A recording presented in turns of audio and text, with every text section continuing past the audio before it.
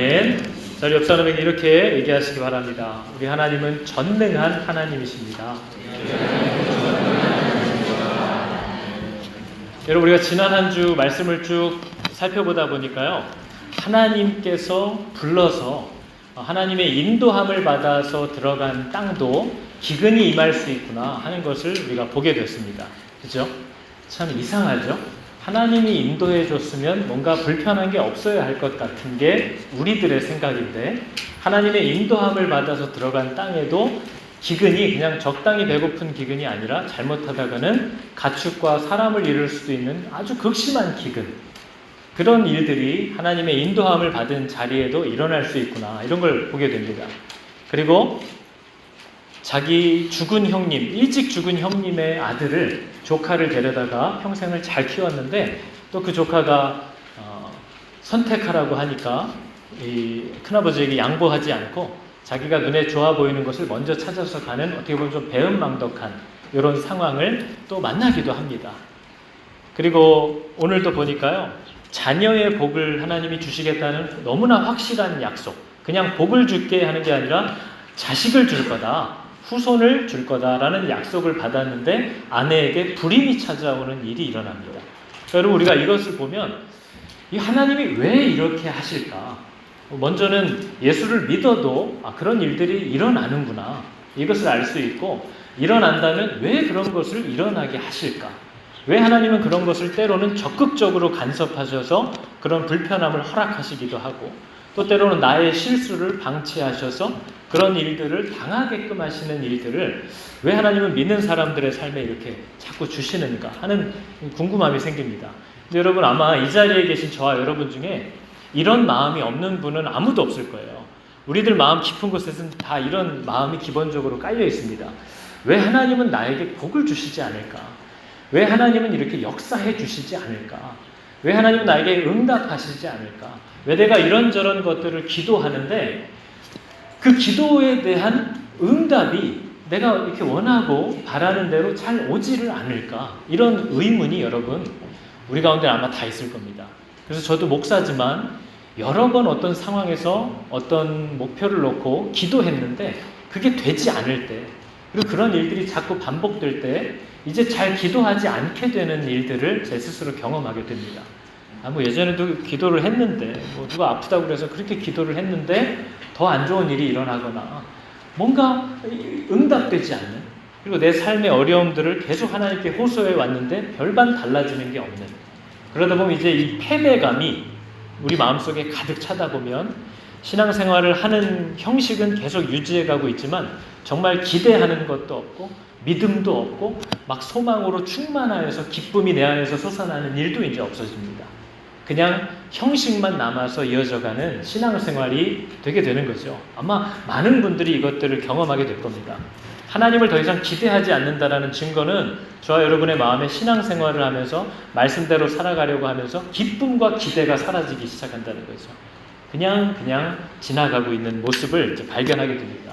여러분, 항상 모든 예배가 그렇지만 저희가 말씀 앞에 이렇게 나왔을 때는요, 온 힘을 다해서 성령의 도움을 구하고 하나님께서 말씀하시는 것들이 내게 정말 깨달아지고 이루어지기를 열망하는 마음을 가지고 나오셔야 됩니다.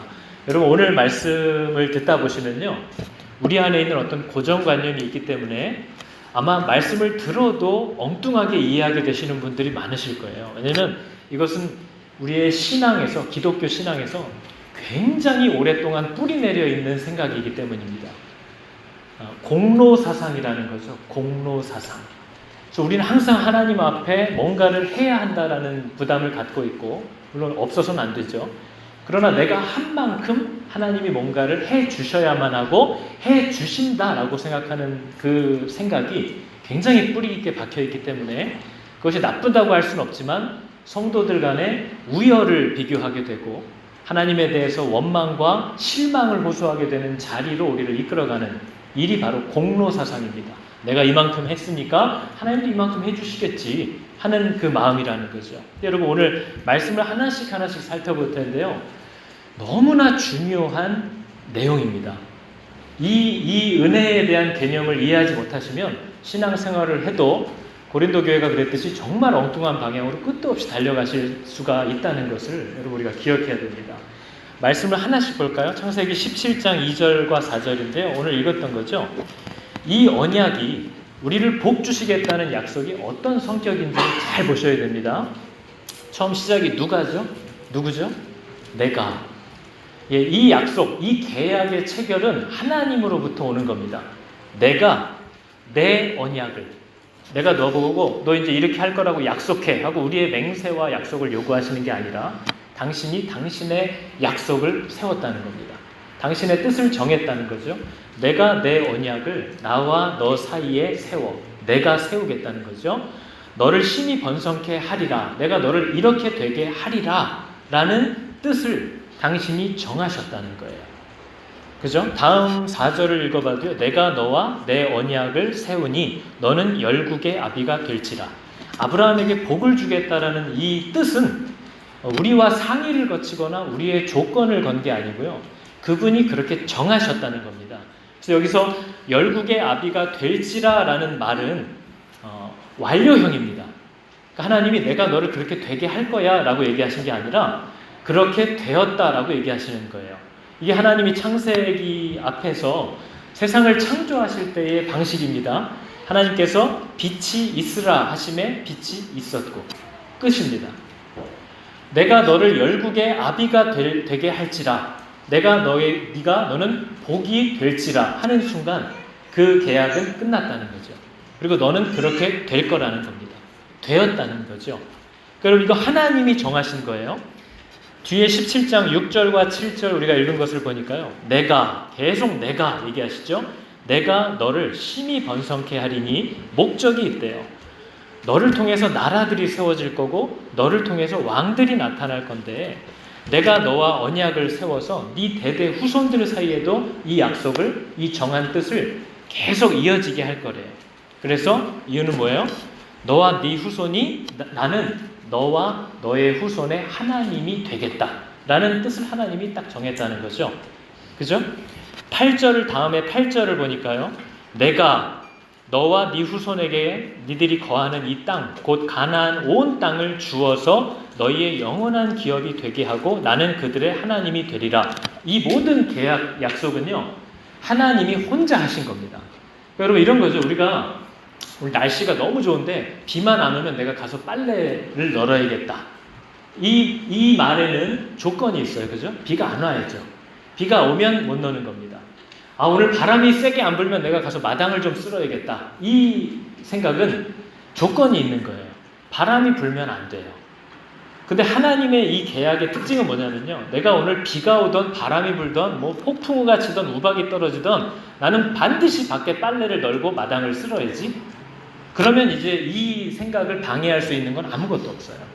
근데 하나님이 에덴 동산에서 처음 이 일을 시작하셨을 때 하나님이 사람을 당신의 형상으로 계획하시고 그들에게 복 주시기를 결정하셨다는 겁니다. 그리고 그들이 모든 하나님의 복을 마음껏 누리면서 그것을 즐거워하고 기뻐하면서 당신과의 깊은 사귐을 갖는 생명들로 창조하셨다. 이게 여러분 창세기의 내용이에요. 그 약속은 아브라함을 통해서 다시 우리들에게 여전히 유효하다는 겁니다. 여러분과 제가 잘하면 복을 주시고 잘못하면 화를 입는 게 아니고요. 물론 그런 사항들이 있지만 혼나는 일들이 있지만 하나님은 우리들에게 복되게 하시기로 당신의 뜻을 정했다는 거죠. 그게 하나님의 뜻이에요. 그래서 여러분 이 다음 절을 보면 굉장히 우리가 주의 깊게 봐야 될 단어가 있습니다. 17장 9절의 말씀이죠. 하나님이 앞의 약속들을 당신 혼자 다 뜻을 정하신 후에 아브라함에게 이르시되 그런즉 너는 나는 이렇게 하기로 이미 뜻을 정했다. 그런즉 너는 내 언약을 지키고 네 후손도 대대로 지키게 해라. 저것은 저렇게 하면 복되게 하겠다는 게 아니라 나는 너를 사랑하기로 했고 복 주기로 했고 창대하게 하기로 나의 아들이 되게 하기로 했다. 나는 너의 하나님이 되기로 했다. 그러니까 너는 그런즉은 이미 끝난 거예요. 그런즉 그렇게 하기로 했은즉 너는 이제 너희에게 요구하는 역할을 말하는 거죠. 근데 너에게 요구하는 역할이라는 것은 그렇게 하기를 원한다는 하나님의 마음이지 이것을 얻기 위한 조건이 아닙니다. 그런즉 너도 이렇게 했으면 좋겠다.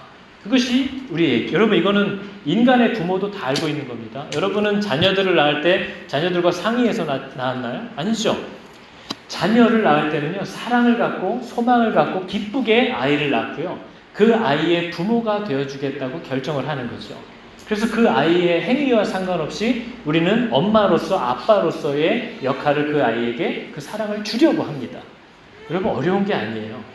하나님은 인간의 모든 관계를 통해서 하나님이 어떤 분인지를 우리에게 분명히 보여주고 계시다고 얘기하는 거죠.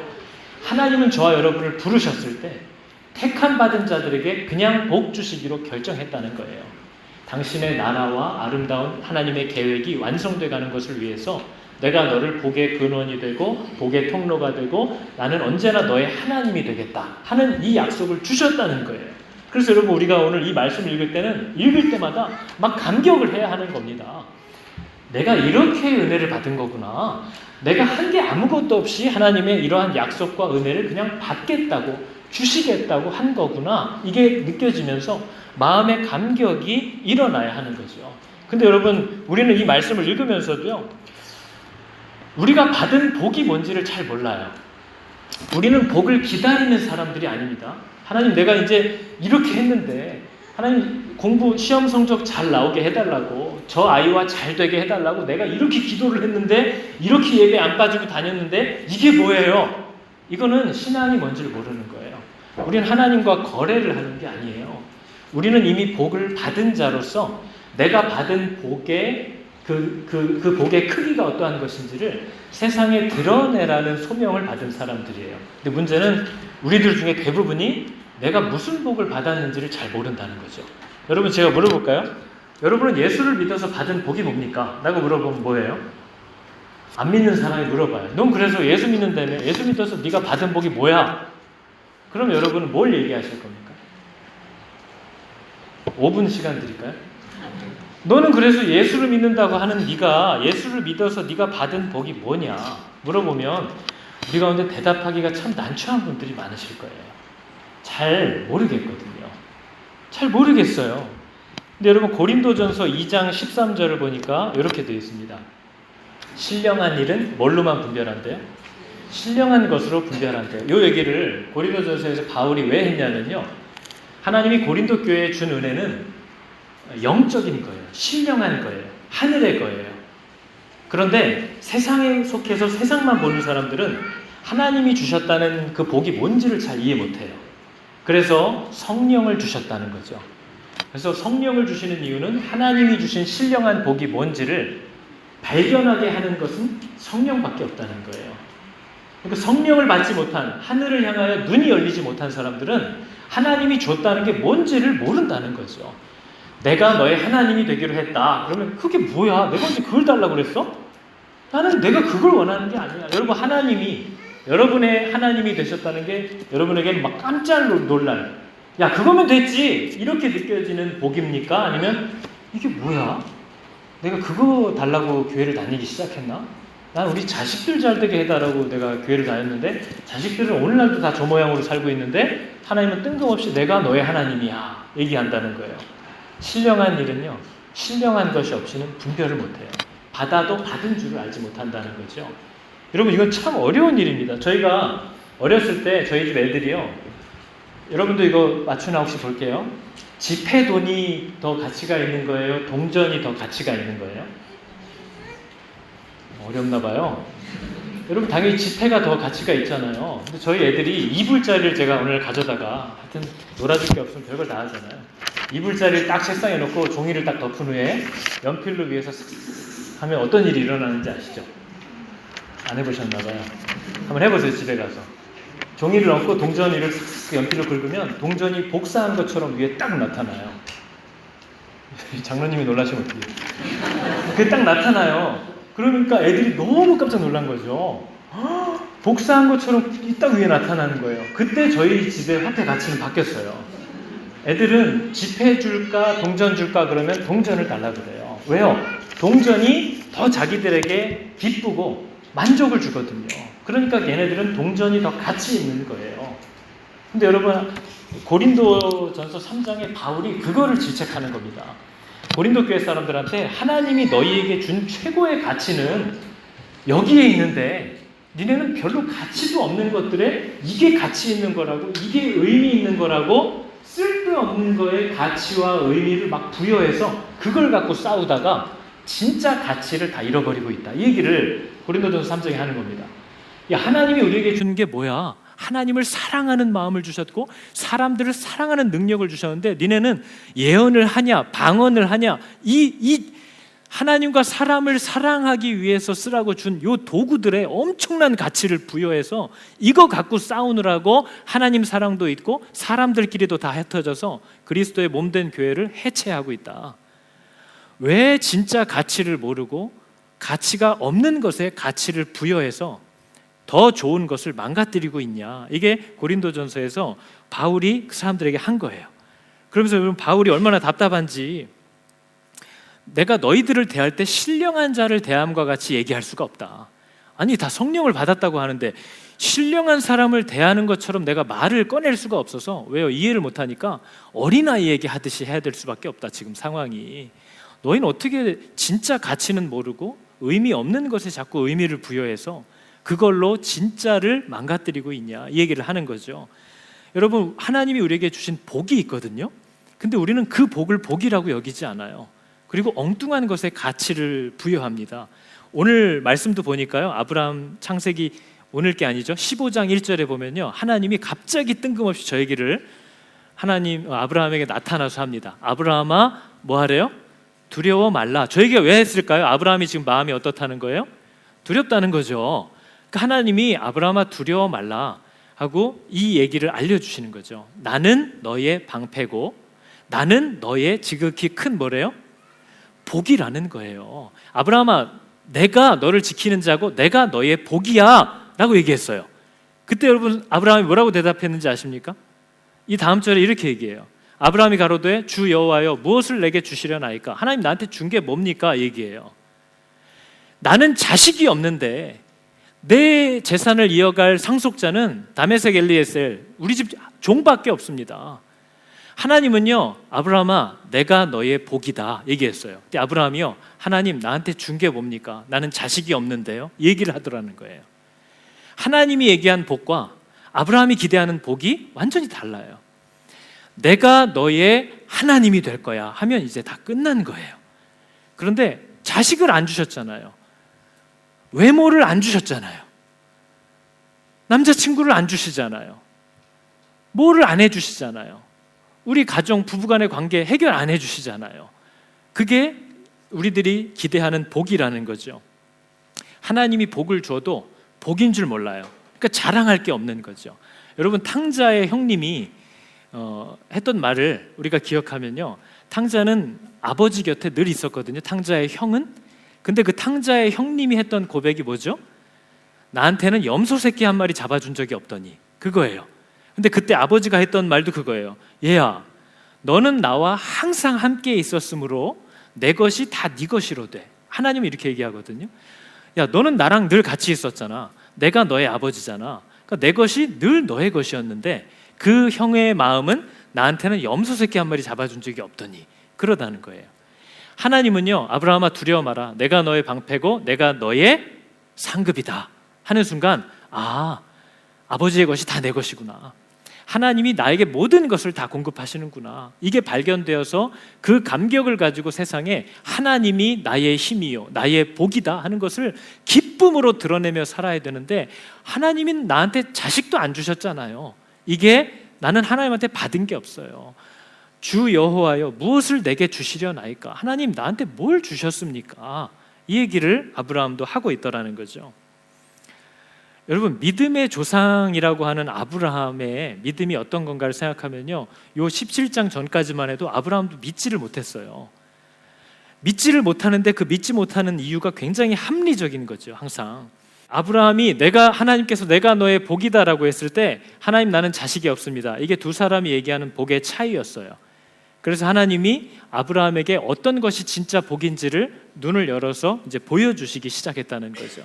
그래서 여러분 우리가 예수를 믿는다고 하는데 하나님이 나와 함께 하시고 내가 하나님과 함께 동행하여서 사는 것보다 더 좋은 것은 없구나. 이것을 만약에 내가 고백할 수 없다면 그 사람이 얘기하는 나는 하나님을 사랑한다라는 말은 의심의 눈초리를 받게 됩니다. 성경은 항상 그런 사람들에게 의심하는 눈초리를 보내요. 그래서 여러분 요한복음 5장 42절을 보면 요한이 이런 얘기를 합니다. 하나님의 말씀을 따라 살라고 하는데 그것은 관심이 없어요. 하나님 이래서 저래서 지금 그럴 상황이 아니지 않습니까? 하는 얘기를 계속하는 사람들에게 요한은 하나님을 사랑하는 것이 네 속에 없다는 것을 내가 알았다. 이렇게 얘기를 한다는 거죠. 여러분 우리가 누군가를 사랑하면 그 사람과 함께 있는 게 좋고 누가 반대해도 집이 좁아도 서로 먹고 살 게 막막해도 그 사람을 좋아하면 그 사람과 함께 하는 게 좋아요. 그런데 하나님을 너무 사랑하고 나의 생명이고 나의 왕이시라고 얘기하는데 하나님과 함께 동행하기 위하여 그분의 말씀대로 사는 것을 별로 원치 않아요. 그래서 우리가 보통 그렇다는 거죠. 그러한 사람들에게 요한은 하나님을 사랑하는 마음이 네 속에 없다라는 것을 알았다라고 정확하게 판단을 하신다는 거죠. 여러분 정말 하나님을 사랑하는 사람은요 하나님이 나의 복이 되셨다라는 사실을 너무나 감격스러워하면서 그분이 원하시는 길을 따라 한번 동행해 보시기를 바랍니다. 그때 정말 우리가 생각지도 못했던 참 기쁨과 참 평안이라는 것을 맛보게 하신다는 거죠. 그래서 여러분 우리가 오늘 창세기 17장과 그동안 했던 창세기의 내용들을 보면서 아브라함을 우리가 믿음의 조상이라고 하는데 아브라함은 어떤 믿음을 도대체 가졌길래 하나님이 그렇게 그의 믿음에 대해서 얘기하는 것일까? 여러분 이걸 우리가 살펴보면 우리가 생각하는 것과 또 굉장히 달랐다는 것을 우리가 발견하게 됩니다. 여러분 아브라함의 믿음이 좋다는 게 무슨 뜻이냐면요 오늘 우리가 지난 한 주 동안 본 내용을 보면 아브라함이 75세 때 아들을 줄 것이라는 약속을 하나님께 처음 받았거든요. 75세 아들이 있을 거다. 근데 아브라함은요 항상 합리적인 변명이 있어요. 왜냐하면 아들을 주겠다고 했을 때 아내는 불임이었어요. 여러분 불임인 여자가 아이를 낳을 수 없잖아요. 그래서 안 되는 거고 이제 또 시간이 좀 지나고 나서는 사라와 자기가 늙었기 때문에 단산했어요. 아이를 낳을 수 있는 시기를 넘겼다는 거죠. 단산했기 때문에 아이를 낳을 수 없다. 이게 아브라함의 합리적인 불신앙입니다. 여러분 우리가 하나님을 믿는다고 하는 사람이지만 살아가면서 늘 하나님 앞에 이런 얘기를 합니다.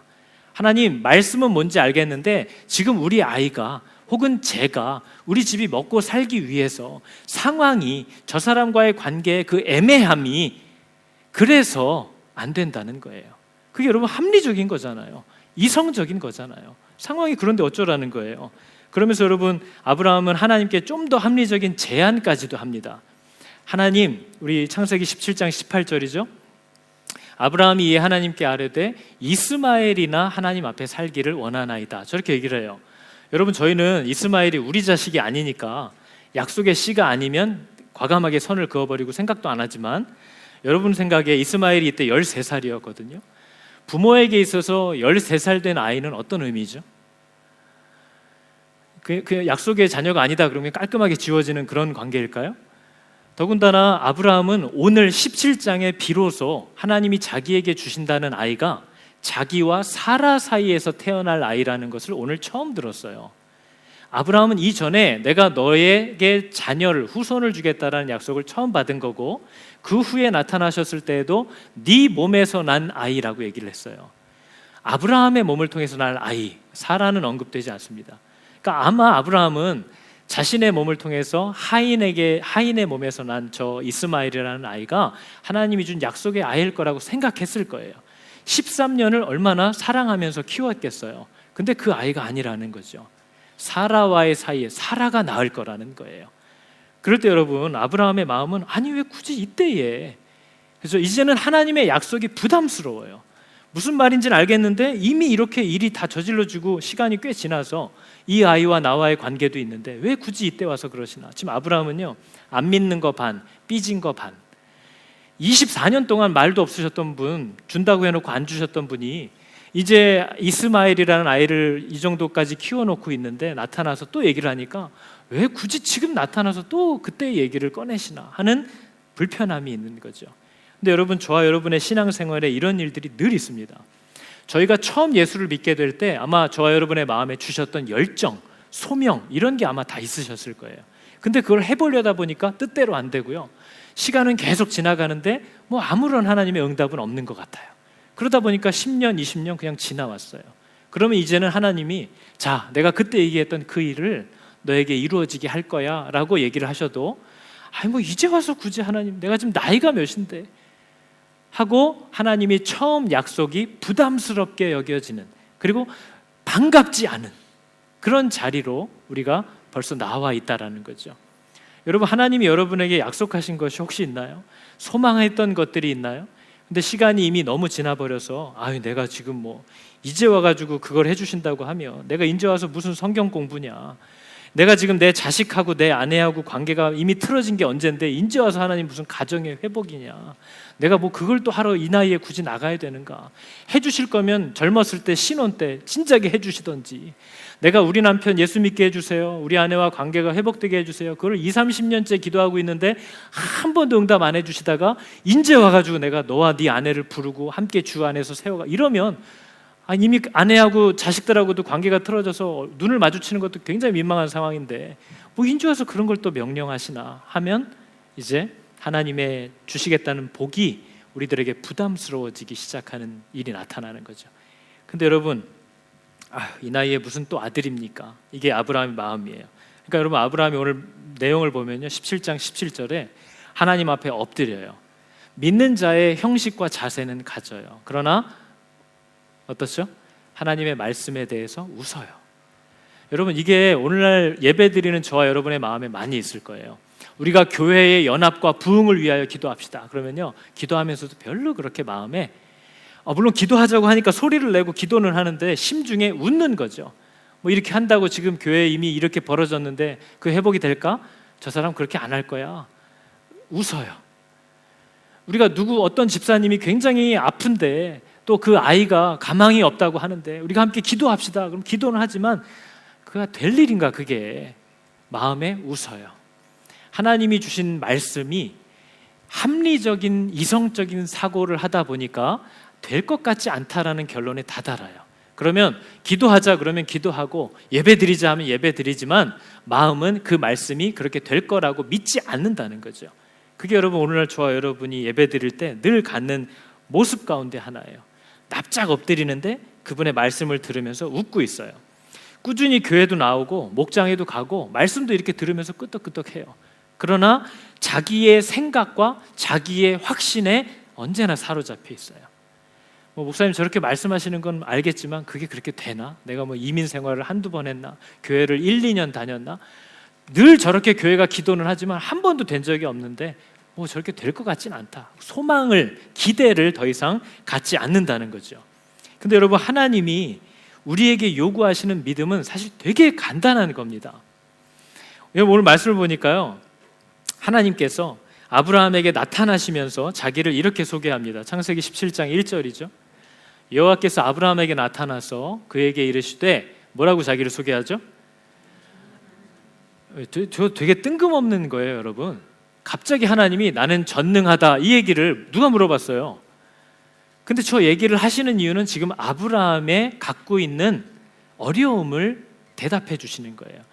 나는 전능한 하나님이라 너는 내 앞에서 행하여 완전하라 얘기하잖아요. 저 완전하라라는 말이 탐임이라고 되어 있는데 흠이 없어야 한다라는 뜻이래요. 그러니까 저게 쉽게 말하면 나는 모든 것을 가능하게 하는 하나님이다. 이 사실을 받아들임에 있어서 너는 흠이 없기를 원한다라는 뜻이에요. 내가 하겠다고 하면 하고 내가 못하게 하겠다고 하면 무슨 수를 써도 안 될 거라는, 당신이 마음 먹은 것을 반드시 이루고야만은 전능한 하나님이라는 사실을 너는 신뢰하고 받아들임으로 완전하라는 뜻이에요. 그게 되나요? 그건 흠이 있다는 거죠. 하나님이 자기를 전능한 하나님이라고 소개를 하고 계시다는 거예요. 근데 여러분 아브라함이 가진 믿음은요 다른 게 아니고요, 하나님이 이렇게 하겠다고 하면 그렇게 될 줄을 그냥 받아들이기만 했다는 거예요. 그게 하나님이 오늘날도 저와 여러분에게 요구하는 거예요. 너 아내랑 이미 끝났지? 근데 내가 너의 가정을 회복해 줄 거야. 그러면 그렇게 될 거라고 믿으라는 거죠. 그게 우리에게 요구하는 유일한 믿음이래요. 우리가 말씀을 몇 가지를 살펴볼 텐데 여러분 주의 깊게 잘 보셔야 됩니다. 로마서 4장은요 아브라함의 믿음 상태가 어땠는지를 보여줘요. 이 17장 사건 이후로 아브라함이 가진 믿음입니다. 만일 아브라함이 행위로서 의롭다 하심을 얻었다면 자랑할 것이 있었겠지만 아브라함은 한 게 아무것도 없다는 거죠. 아브라함이 하나님 앞에 상 받아야 될 만한 의로움 자체도 없었어요. 그러나 성경이 무엇을 말하느냐? 아브라함이 하나님을 믿었기 때문에 이것이 저의 의로움이라고 여기신 바가 되었느니라. 만약 자기가 뭔가 대단히 의로운 행위를 하고 하나님 앞에 공로가 있어서 하나님의 은혜를 받는 거면 그 사람은 그걸 은혜로 받는 게 아니라 자기가 한 것이 있기 때문에 당연히 받아야 할 빚이라고 생각한다는 거죠. 하나님, 내가 이 정도 했으면 이제 좀 주셔야 되는 거 아닙니까? 이게 바로 그 태도예요. 내가 이 정도 하면 줘야 되는 거 아닌가? 그러면 그 사람은 하나님의 은혜를 대가, 빚, 삭스로 이해를 한다라는 거예요. 그러나 일한 것이 없는데도, 일한 게 잘난 게 자랑할 공로가 아무것도 없는데도, 믿음도 제대로 없는데도 악한 자를 의롭다고 하시는 그 하나님을 그냥 믿는 자에게 그 믿음을 의로 여겨주신대요. 그러면서 다윗도 일한 것이 없이 하나님의 은혜를 거저받는 사람의 행복에 대하여 노래한 바가 있다. 아니 하나님, 내가 도대체 뭐라고, 내가 한 게 아무것도 없는데 이런 복을 주시는 겁니까? 이유가 뭡니까? 하나님의 그 목적을 알게 되면 그런즉 그럼 나는 이제 그렇게 살아야지 하고 하나님의 계획에 자기가 참여하기 시작한다는 거죠. 그러면서 여러분 로마서 4장 18절의 말씀은 다음과 같습니다. 아브라함이 바랄 수 없는 것을 바랐대요. 바랄 수 없는 중에 그것을 바라보고 믿었으니 이는 네 후손이 이와 같으리라 하신 말씀대로 모든 민족의 조상이 되게 하려는 그 하나님의 계획 안에서 그걸 시작했다는 거죠. 그가 100세나 되어서 자기 몸이 죽은 것을 알고 자기 아내 사라의 태가 죽은 것 같음을 알고도, 이거 안 된다는 것을 이제 알고도 오늘 창세기 17장 이후의 그 사건 때문에 나는 전능한 하나님이라, 너는 내 앞에서 내가 전능한 하나님이라는 것을 신뢰하는 것에 있어서 완전하라는 거예요. 그래서 그것을 알고도 믿음이 약하여지지 아니하고, 믿음이 없어서 하나님의 약속을 의심하지도 아니하고, 믿음에 오히려 더 견고하여져서 하나님께 영광을 돌리면서 살아가고 하나님이 약속하신 것을 또한 능히 이루실 것을 확신하였으니, 그러므로 이것을 그냥 하나님이 하신다 한 것을 그분은 하실 수 있어 라고 받아들인 그것을 그의 의로 여기셨느니라. 그러니까 여러분, 우리가 예수를 믿게 된 것이 우리가 뭘 해서 믿은 건가요? 우리 안에 의로움이 있기 때문에 칭찬을 받고 복을 받는 건가요? 복은 주기로 결정된 거예요. 그리고 우리는 이제 나에게 복 주시고 모든 것을 하실 수 있는 그 전능한 하나님의 하시는 일을 그분이 그렇게 하시기로 하시면 그렇게 될 줄로 내가 믿습니다 하는 그 믿음, 그것을 받아들이는 것을 의로움으로 여겨주셨다는 거죠. 저와 여러분 가운데 의로운 사람은 단 한 명도 없습니다. 저와 여러분 가운데 믿음대로 살아갈 수 있는 능력과 힘과 성숙함을 가진 사람은 하나도 없죠. 우리는 단지 하나님이 내가 너를 불렀기 때문에 내가 너를 반드시 세워갈 거다 하는 약속을 날마다 믿고, 그런즉 이런 은혜를 받았은즉 나는 이제 이렇게 살아가야 하지 않는가 하는 그 싸움을 싸우는 거죠. 그게 우리의 상태라는 거예요. 그러니까 바울이 너 누가 자랑을 하는 거냐 지금. 네가 무슨 새벽 기도를 쌓아서 철야를 해서 예배에 안 빠져서 헌금을 많이 해서 하나님 앞에 뭐 아침 저녁 쉬지 않고 24시간 찬양을 이어가서 하나님이 거기에 대한 대가를 주는 거냐? 네가 아무것도 안 하고 저 구석에 앉아 있을 때도 하나님은 너를 복되게 하시기로 결정을 하셨다. 그 은혜를 알고 감격하면서 살으라 하는 게 하나님이 저와 여러분을 부르신 내용이래요. 여러분, 복음은 들으면 들을수록 우리의 마음을 뛰게 하는 겁니다. 나는 정말 값없는 은혜를 받은 거구나. 내가 이렇게 사고를 치고 이렇게 하나님 앞에 실망스러운 삶을 살아가고 있는데도 나를 복 주시겠다고 한 하나님의 은혜가 취소되지 않는구나. 이것이 우리로 하여금 꼼짝 말아 하게 만드는 거죠. 그러면 죄를 지은 사람에게 은혜를 주셨으니까 은혜를 더 받으려고 죄를 더 지을 거냐? 그럴 수 없느니라. 나를 이렇게 한결같이 믿어주고 세워주고 사랑해주고 보살펴주시는 하나님 앞에 내가 어떻게 그러한 삶을 계속 살 수가 있겠냐? 하나님, 힘들어 죽겠네요. 내가 너무 연약해서 자꾸 넘어집니다. 그러나 내가 하나님의 사랑이 뭔지를 아는데 내가 어떻게 그런 자리에서 계속 그런 짓을 하면서 살아요. 하나님 나를 도와주십시오. 하나님 나를 건져주십시오. 오라, 나는 곤고한 사람이구나. 누가 나를 여기서 건져내 줄까? 하나님 나를 도와주십시오. 그것이 하나님이 그의 의로움으로 보셨다는 거예요. 그러니까 누가 자랑하겠냐는 거죠. 누가 뭘 자랑하겠냐는 거예요. 하나님이 말씀하신 대로 될 것을 받아들이는 것, 그게 우리가 구원을 받게 하는 우리의 믿음이라는 거예요. 하나님, 나는 어제도 엉터리로 살았는데 하나님이 나를 한결같이 약속대로 결국 세워 가실 줄을 믿고 나도 그렇게 살기를 소망합니다. 그것을 받아들이는 것, 하나님의 계획을 받아들이는 것을 믿음이라고 하고 의로움이라고 한다고 얘기하는 거죠. 근데 여러분, 우리가 이렇게 하나님은 살라고 내가 너에게 복 주기로 결정했으니까 말씀대로 얘기하는 대로 따라와라 하는데 우리가 따라가지 못하는 이유는 언제나 먹고 살기 위함입니다. 성경은 언제나 그걸 얘기하죠. 여러분, 저희가 지난 한 주간 본 롯의 모습이 있거든요. 여러분, 롯은 왜 소돔과 고모라 땅에 들어갔을까요? 이미 나와요. 눈을 들어본 즉 소돔과 고모라 땅이 어땠다는 거예요? 거기가 먹고 살기가 좋았다는 거죠. 근데 여러분, 롯이 소돔과 고모라가 나쁜 땅이라는, 악한 사람들, 하나님을 대적하는 자들이 모인 땅이라는 걸 몰랐을까요? 창세기 13장은 이미 얘기해요. 거기가 하나님을 대적하는 악한 곳이라고. 그러나 먹고 살기 거기보다 나은 곳은 없어요. 그래서 롯은 그 안에서 악한 자들에게 둘러싸여서 그의 심령이 날마다 상하니라 라고 성경은 얘기해요. 왜 그는 그 악한 자들의 삶의 모습을 보면서 그의 심령이 날마다 괴롭고 상하고 있는데도 왜 그 소돔과 고모라를 안 떠났을까요? 왜냐하면 먹고 살기 좋은 다른 곳이 없어요. 그렇게 살다가 왕들의, 나라들의 전쟁에 휘말려서 롯이 끌려갑니다, 포로로. 그랬더니 그 소식을 들은 큰아버지 아브라함이 달려와서 그 조카를 건져주죠. 그러면 여러분, 생각이 들지 않았겠어요? 내가 하나님을 믿는 사람으로서 어떻게 이런 악한 도시에서 먹고 살자고 있을 수 있겠나? 그런다 롯이 거기를 떠나요, 안 떠나요? 안 떠나요. 왜요? 거기만큼 먹고 살기 나은 곳은 없으니까요. 하나님이 거기를 멸하겠다고, 불로 멸하겠다고 가르쳐 주셨어요. 근데 롯이 뭐라고 하죠? 너무 멀리 가지 않게 해주세요. 왜요? 거기보다 먹고 살기 좋은 곳은 없으니까요. 롯이 얼마나 치사한 줄 아십니까? 하나님, 제가 나이 들고 몸이 힘들어서 저렇게 멀리 산으로 가라고 하시면 가다가 큰일을 제가 쓰러지면 어떡합니까? 가까운 곳에 옆에 있는 작은 소알이라는 성에 그럼 피하게 해주세요. 하나님이 들어줬어요. 근데 막상 불이 막 내려오기 시작하니까 얼마나 놀랐는지 묻지도 않고 산으로 올라갑니다. 그 노인네가 자기 몸이 너무 힘들어서 멀리 못 간다 했던 분이 불이 내려오니까 산으로 자기가 올라가더라니까요. 하나님께 묻지도 않고.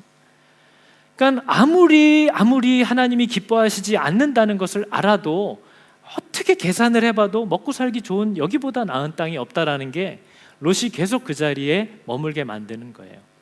여러분, 저는 여러분들이 하나님을 따라 하나님의 말씀대로 살아가는 것을 못하게 만드는 이유들이 먹고 살기 위한 환경 때문이라면 저를 비롯한 그 누구도 그것에 비판을 하거나 강요를 할 수는 없어요. 여러분, 먹고 살기 힘들다라는 건 작은 일이 아닙니다. 그래서 정말 힘든 일이고 너무나 끔찍한 일이고 사람의 마음을 정말 절망으로 빠뜨리는 일이 이 땅에서 먹고 사는 일이에요. 그러니까 우리는 서로를 판단할 수 없어요. 그런데 여러분, 저는 여러분들에게 그런 이유를 가지고 내가 하나님의 말씀대로 살지 못하는, 우선순위를 바로 하지 못하는 이유가 이 땅에서 먹고 살려다 보니 라는 이유를 갖고 계신 분이라면 서로 간에나 목사인 저에게도 그것을 변명할 이유는 없습니다. 설명하시지 않아도 돼요. 제가 그걸 판단할 수는 없어요. 그러나 적어도 그 이유를 여러분이 하나님께 얘기할 때는 조심하시기 바랍니다. 하나님, 먹고 살려니 어쩔 수 없잖아요 라는 얘기를 여러분이 직접 하나님 앞에 하시려거든 그분이 여러분에게 무엇을 먹을지 마실지를 걱정하지 말라, 내가 너를 책임지겠다고 약속한 그분이라는 것을 기억하시고 그분 앞에 얘기하셔야 되는 거죠. 여러분, 하나님은요, 성경을 통해서 믿음의 사람들의 삶이 보여주는 내용은 이런 겁니다. 내가 만약에 먹고 사는 것 때문에 하나님을 따라 살 수가 없다면, 우선순위를 바로잡을 수가 없다면 나는 먹고 안 살 거야, 나는 먹고 살지 않을 거야 라고 한 것이 우리가 얘기하는 믿음의 사람들의 결단이에요. 죽으면 죽을 거야. 그러나 하나님이 부르신 자리를 떠나진 않을 거야. 먹고 살기 위해서 하나님이 주신 복과 보장과 약속을 뒤로 하고 사는 삶은 굉장히 비참한 삶입니다. 우리는 서로를 도와주고 격려하고 위로하겠지만 적어도 그러한 이유를 갖고 하나님으로부터 멀리 떠나가고 계시는 분이 있다면 여러분이 직접 하나님 앞에 그 이유를 댈 때는 주의하셔야 한다는 거죠. 그분이 여러분에게 뭘 약속하셨는지를 알아야 되는 거죠. 여러분, 아브라함은요, 하나님이 그렇게 복되게 하고 그 이름을 창대하게 하고 그를 모든 여러 민족의 아비가 되기로 하나님이 뜻을 정하셨기 때문에 값없이 그 은혜를 받고 있는 걸 우리가 보는 거예요. 그것이 바로 저와 여러분에게 동일하게 주어진 믿음의 후손인 저와 여러분에게 준 하나님의 약속이라는 겁니다. 여러분, 갈라디아서 3장 7절 9절 볼까요? 그런즉 믿음으로 말미암은 자들은 누구의 후손이래요? 아브라함의 자손인 줄 알지어다. 저와 여러분이 하나님이 그 보장을 한 아브라함과 그 후손들, 믿음으로 그의 자손이 된 아브라함의 자손들이라고 성경은 얘기해요. 그러면 아브라함에게 준 그 복은 오늘날 누구에게도 동일하게 적용되는 거죠? 저와 여러분에게 동일하게 적용됩니다. 그죠?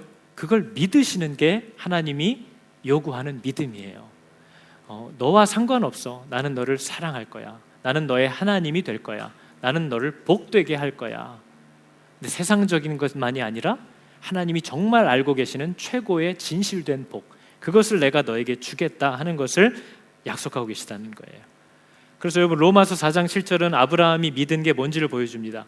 기록된 바 내가 너를 많은 민족의 조상으로 세웠다 하심과 같으니 그의 믿은 바. 아브라함이 뭘 믿었는지 보세요. 하나님은 죽은 자를 살리시고 없는 것도 있는 것 같이 부르는 이시다. 그게 아브라함이 믿은 거래요. 목사님, 그거 안 돼요.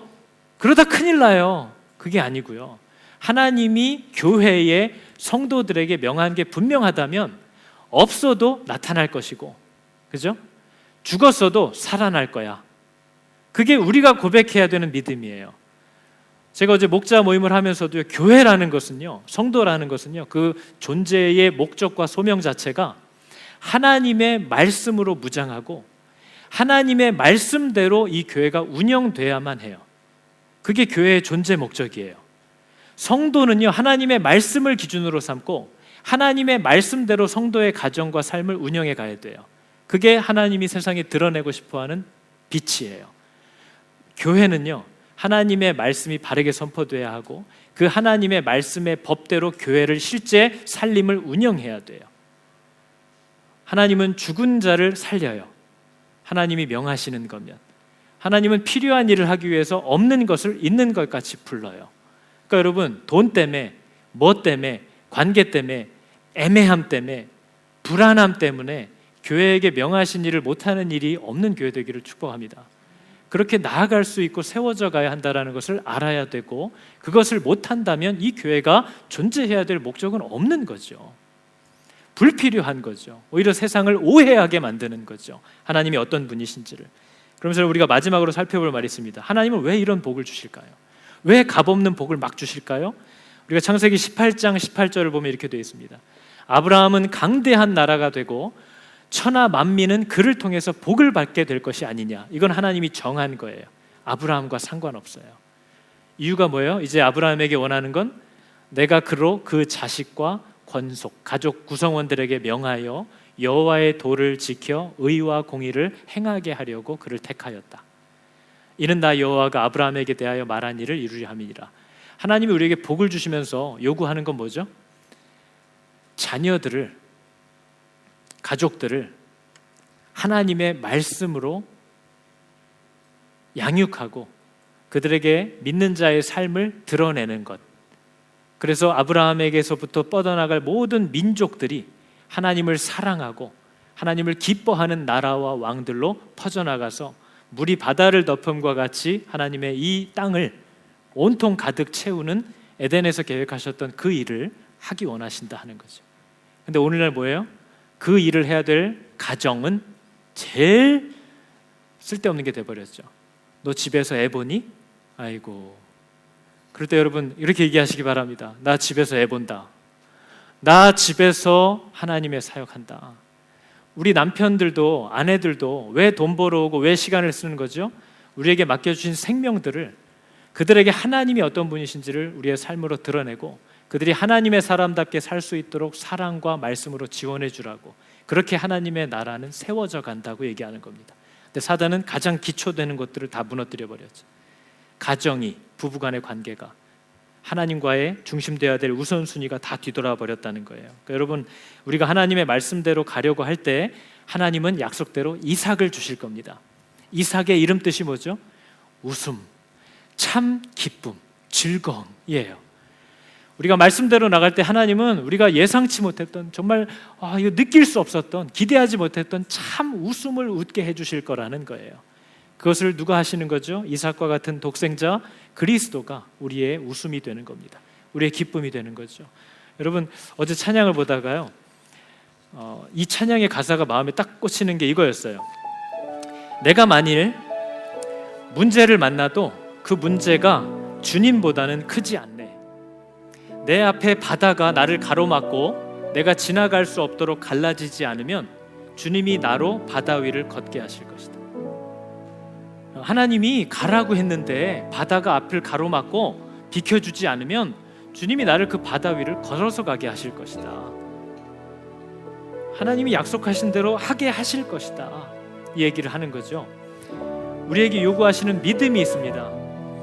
내게 허락하신 시련을 통해 나의 믿음 더욱 강하게 자라나고, 아들을 준다고 그랬는데 아내가 불임이에요. 그때 필요한 건 뭐죠? 믿음이 필요하잖아요. 약속의 땅인데 기근이 찾아와요. 뭐가 필요하죠? 믿음이 필요하잖아요. 믿음은 할 수 있을 때는 필요 없는 거예요. 믿음은 발휘하려는 조건과 환경 자체가 할 수 없는 때에 발휘해야 되는 거예요. 그러니까 왜 하나님이 성도의 삶에 할 수 없는, 벗어날 수 없는 환경을 부어주시느냐를 우리가 알겠죠? 뭐를 사용하라는 거예요? 뭘 보고 싶어 하시는 거예요? 전능하신 하나님을 믿는 믿음을 보고 싶어 하시는 거죠. 험한 산과 골짜기 지나는 동안 주께 가까이, 더 가까이 나를 이끌어 주시니, 고난을 당하면서 우리는 하나님께 더 가까이 갑니다. 그게 생명이 있다는 증거예요. 근데 고난을 만나면 하나님으로부터 멀어져요. 생명이 없다는 증거예요. 같이 찬양해 볼 텐데요, 하나님께서 우리의 마음을 만져주시기를 원합니다. 가사를 같이 고백할까요? 내게 허락하신 시련을 통해 나의 믿음 더 강하게 자라나고, 험한 산과 골짜기 지나는 동안 주께 더 가까이 나를 이끄시. 내가 겪는 시험이 어려운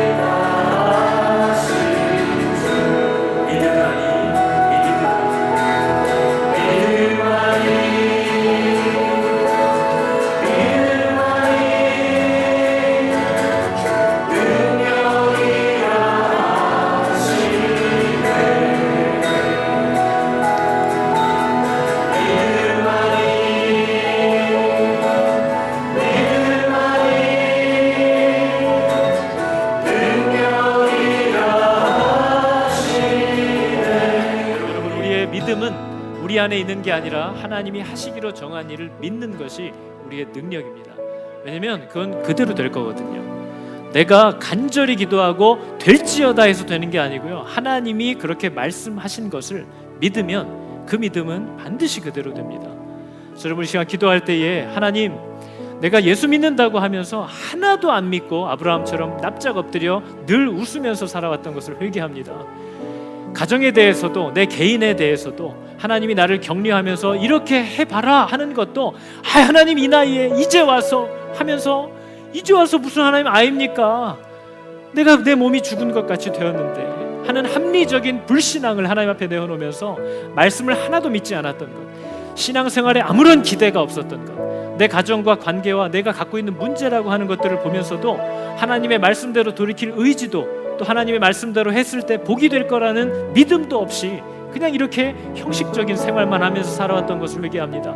하나님, 내 안에 새로운 소망을 일으켜주시고 새로운 불을 지펴주셔서 하나님의 말씀을 접할 때마다 야, 이거 이렇게 되겠구나, 이렇게 되리라 하는 믿음이 내 안에 아브라함처럼 나타날 수 있도록, 그래서 정말 하나님, 오늘 말씀이 이야기하는 것처럼 아브라함은 정말 자신의 몸이 죽은 것을 알고 또 그 아내의 몸이 죽은 것을 알고도 그 믿음이 약하여지지 아니하고 그것을 이루실 하나님을 온전히 믿고 약속을 의심치 않고 믿음에 견고하여져서 하나님께 오히려 영광을 돌리며 약속하신 것이 또한 능히 이루실 줄을 확신하였다. 이 믿음이 하나님 내 안에 나타나길 원합니다. 여러분, 소망, 기대하지 않았고 신뢰하지 못했던 그런 하나님의 모든 약속들과 명령들에 대해서 하나님, 내가 이 믿음을 회복하기를 결정합니다. 하나님이 말씀하셨은 즉 될 줄을 믿습니다. 하나님, 나를 도와주십시오. 우리 같이 기도하겠습니다.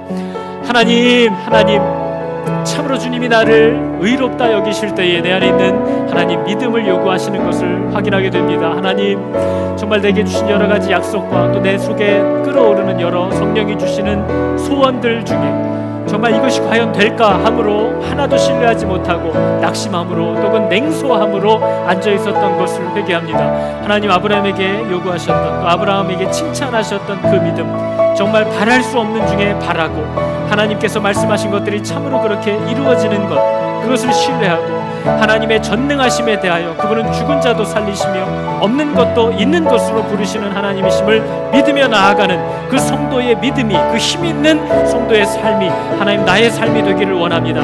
하나님, 내게 기쁨과 소망과 기대함을 회복시켜 주사 하나님이 내게 약속하셨던 것들을 다시금 돌이켜 기억하게 하시고 그 어떤 이유와 변명을 붙이지 않고 하나님의 말씀이오니 그대로 될지어다 하는 마리아와 같은 신앙이 하나님 우리 안에 나타나게 하여 주시옵소서. 주님의 뜻이오니, 주님의 말씀이오니 그대로 이루어질지어다. 하나님, 이것이 나의 고백과 신앙이 되기를 원합니다.